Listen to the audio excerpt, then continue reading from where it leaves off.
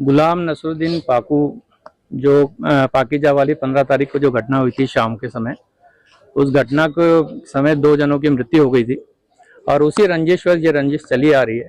तो सामने वाले जो पक्षकार हैं जिनके खिलाफ मुकदमा दर्ज हुआ था 15 तारीख को, उन्हीं परिवार के सदस्य थे गुलाम उर्फ नाकू। वो 15 तारीख को शाम को ऑटो रिक्शा में अपने घर चंद्रवरदाय नगर की ओर जा रहे थे और जब वो घर से निकले और चंद्रवरदाय नगर पहुंचे तो वहां जाकर एक्सीडेंट करके उनकी हत्या कर दी गई। और यह हत्या पूर्णतः रंजिशवश की गई, उसी परिवार के द्वारा की गई है जिनके साथ ये घटनाक्रम 15 तारीख वाला हुआ था।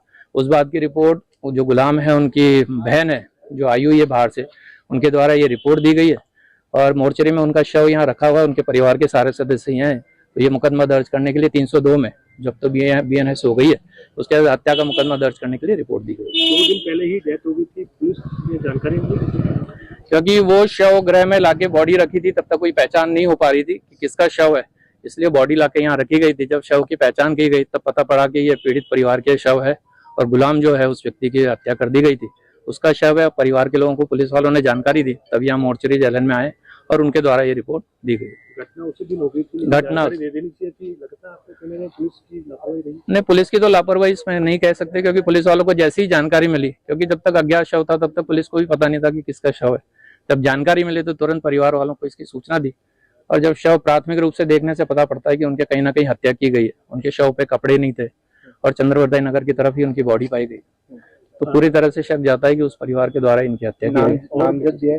बिल्कुल नामजद रिपोर्ट दी है, इस्माइल है, इकबाल है और भी जो भी उनके परिवार है, उनके पक्षकार है, मददगार है, उन सबके नामजद रिपोर्ट दी गई। आपके जो नामजद और भी आरोपी है, क्या शंका है कि और भी कुछ वारदात हो सकती है?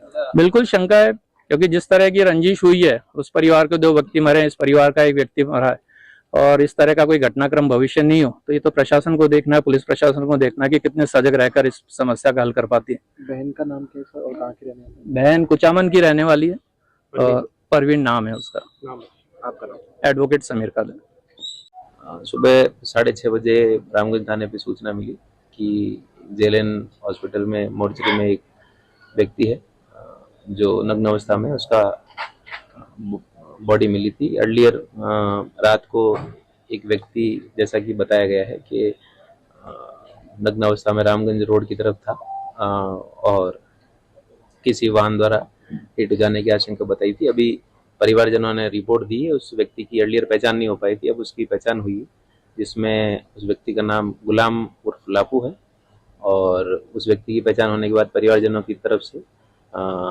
रिपोर्ट दी जा रही, जिसमें उसकी हत्या की आशंका उनके द्वारा जताई जा रही है। इस पर प्रकरण दर्ज किया जा रहा है और आगे कार्रवाई की जा रही है। जो घटना थी पूरी के उसी दिन की थी जब डबल मर्डर में इसका क्या रोल है?